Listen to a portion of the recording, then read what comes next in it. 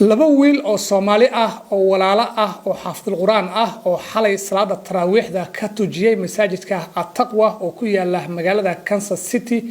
ee gobolka Missouri ayaa waxa dilay sida wararka qaar ay sheegayaan walaalkood ka weyn oo 20 jir ah kaasi oo markii dambe caawa booliska toogtay si aan faahfaahin arrimahaasi oo dhan aan uga helno waxa qadka telefoonka aan kula xiriiray imaamka masjidka At-Taqwa Sheikh Mustafa soo dhawo marka hore marka xiga xalay sida wax u dhaceen dadka waan dhawahay xalay waxay wax u dhaceen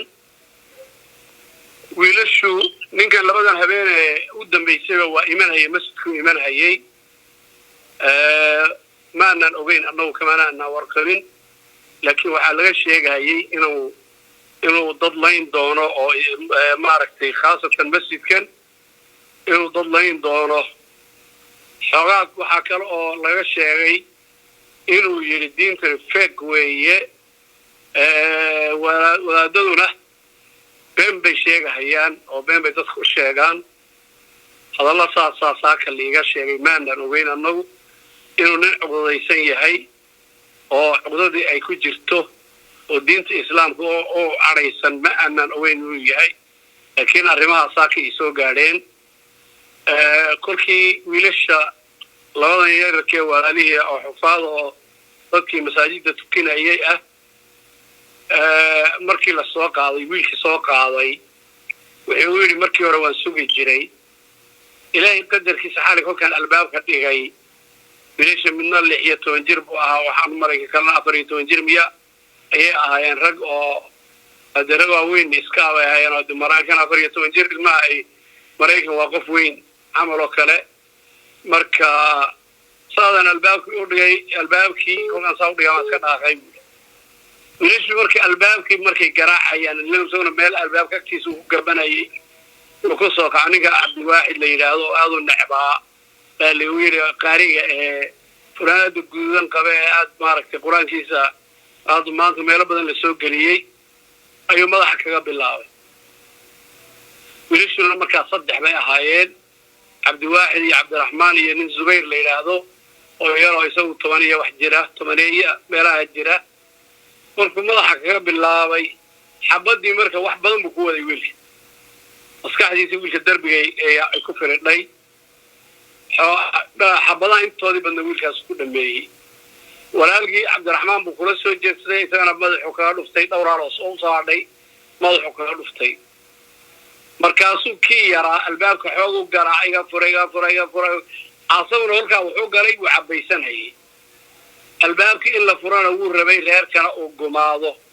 wiilasha aaboodii hooyadood hore bay u dhinteen waxa gacanta ku haysay eedadood xamdi gabadh la yiraahdo eedadooda gacanta ku haysay oo wax bartay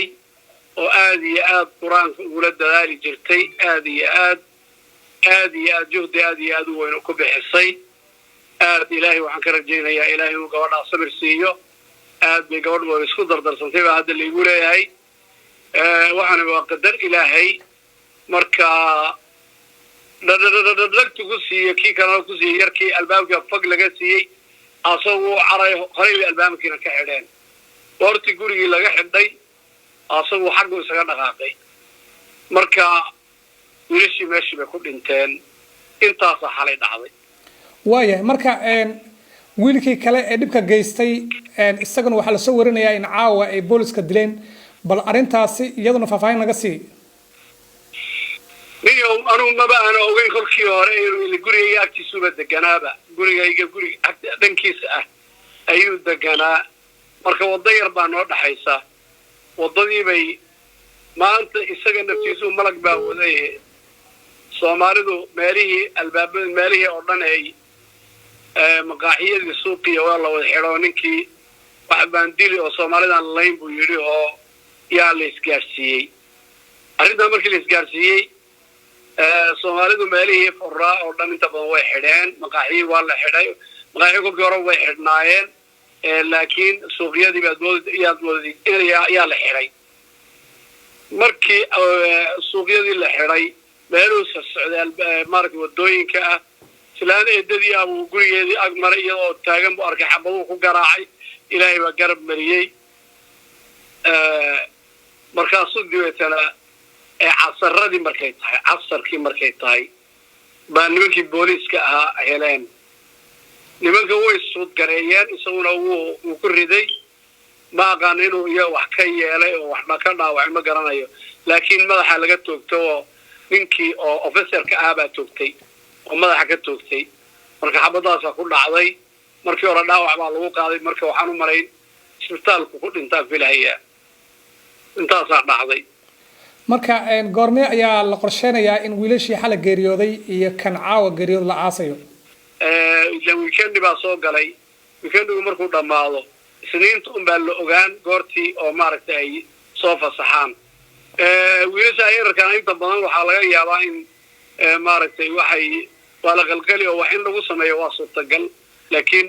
goortay fasaxaan baa la arkay wararka qaar ayaa waxay sheegayeen in wiilka dhibka geystay oo 20 jirka ahaa oo maanta booliska ay toogteen in dhanka maskaxda lagu jiray marka arintaasi maxaa ka jira ardaygu waa aan jiro meeshan masjidka waa arday ka ahaa oo muddo dheer arday ka ahaa quraanka inuu dhameeyeen waan u malayn marka kabacdi baa in korkii hooyadii dhimatay